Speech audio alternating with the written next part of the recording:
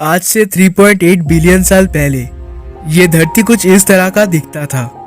उस समय यहाँ पर लाइफ यानी जीवन मौजूद नहीं था, लेकिन ये वो समय था जब जीवन का निर्माण होने वाला था।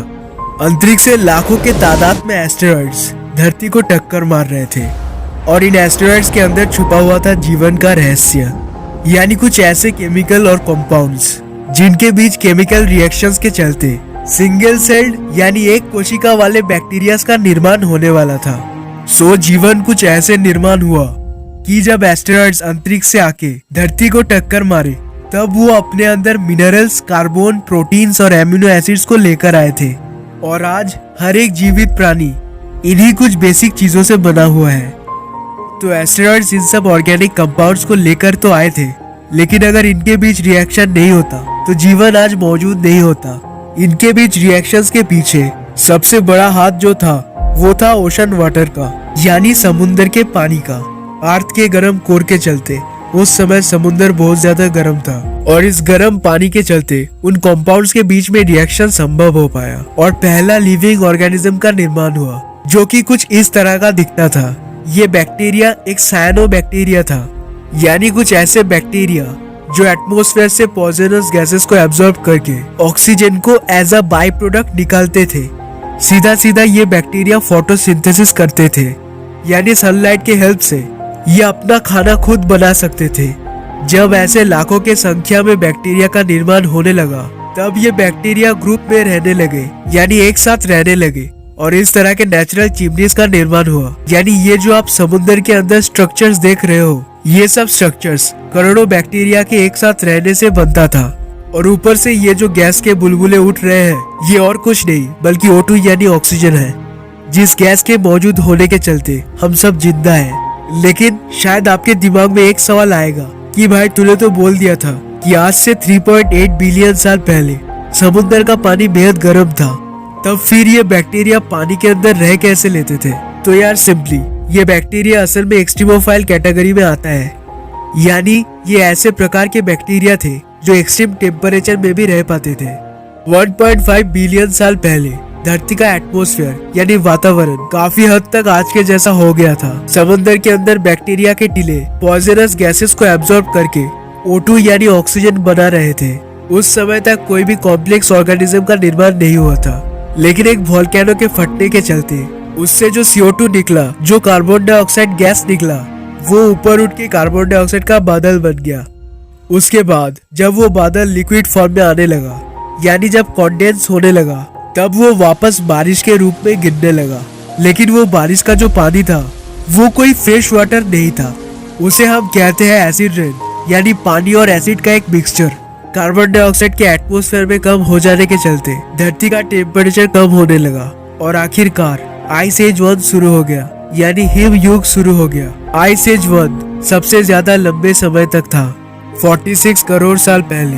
जब धरती का टेम्परेचर धीरे धीरे नॉर्मल कंडीशन में वापस आ रहा था, तब सारे बर्फ पिघल गए थे और धरती वापस नॉर्मल हो गया था।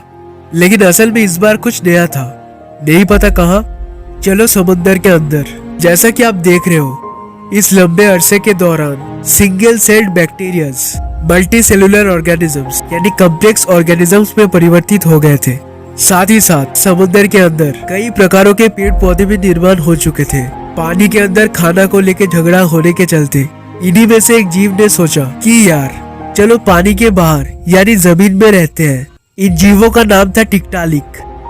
क्या आपको पता है ये जो टिक्टालिक थे, यही जीव 1.5 करोड़ साल पहले जमीन में रहते रहते टेट्रापॉड्स में विकसित हुए थे और यही टेट्रापॉड्स आगे चल के तरह तरह के मैमल्स में बदल गए, यानी जो आप जमीन में रहने वाले जीव देखते हो और जो एक्सटिंक्ट भी हो चुके हैं, लाइक डायनासोर्स। ये सब जीव असल में टेट्रापॉड से विकसित हुए थे। सो यहाँ तक समझ गए, राइट? लेकिन अगर हम गौर से देखें तो आज जितने भी प्रकार के जीवन इस धरती में मौजूद है, उन सब का बेस कहाँ पर है? यानी वो जो मैंने कंपाउंड्स के बारे में बोला था, लाइक कार्बन, एमिनो एसिड्स और प्रोटीन्स, इनके बीच रिएक्शंस कैसे हुआ? सिर्फ और सिर्फ गर्म पानी के चलते। यानी अगर पानी नहीं होता तो आज लाइफ भी नहीं होता। लेकिन धरती पे आखिर इतना पानी आया कैसे, जिसके चलते इतने बड़े बड़े समुद्रों का निर्माण हुआ? सो इसे जानने के लिए हमें इतिहास में जाना होगा। आज से 4 बिलियन साल पहले धरती कुछ इस तरह का दिखता था, जिसमें पानी का एक ड्रॉप, लिटरली एक ड्रॉप भी नहीं था। सिर्फ चारों तरफ लावा और वोल्केनो इरप्शन। इसी बीच आइस कॉमेट्स यानी बर्फ से बने हुए कॉमेट्स के धरती को टक्कर मारने के चलते पानी इस धरती में आया, राइट? लेकिन ऐसा नहीं है। थोड़ा सा अमाउंट में पानी इन आइस कॉमेट्स के टक्कर मारने के चलते आया तो था, लेकिन वो अमाउंट इतना कम था कि वो इतने बड़े बड़े ओशंस का आधा एरिया भी फिल अप नहीं कर सकता था। सो असल में एस्टेरॉयड बेल्ट यानी मार्स और जुपिटर के ऑर्बिट के बीच में बहुत सारे एस्टेरॉयड्स होते हैं। उनमें से ही लाखों के तादाद में एस्टेरॉयड्स, लाखों बोलना शायद गलत होगा, करोड़ों के तादाद में एस्टेरॉयड्स धरती को टक्कर मार रहे थे और उनमें से ही पानी यानी जल हमारे धरती पर आया था। क्या आपको पता है एस्टेरॉयड बेल्ट के एस्टेरॉयड्स में 20% पानी मौजूद होता है, लेकिन वो केमिकली एस्टेरॉयड के मिनरल्स के साथ अटैच होकर रहता है और उस पानी को मिनरल से अलग करने के लिए बहुत ज्यादा हाई टेम्परेचर का जरूरत होता है। जब एस्टेरॉयड्स धरती को टक्कर मार रहे थे तो धरती का हाई टेम्परेचर के चलते उनमें से पानी भाप बनकर ऊपर उठ जाता था और बाद में वही पानी कंडेंस होकर बारिश के फॉर्म में नीचे आता था।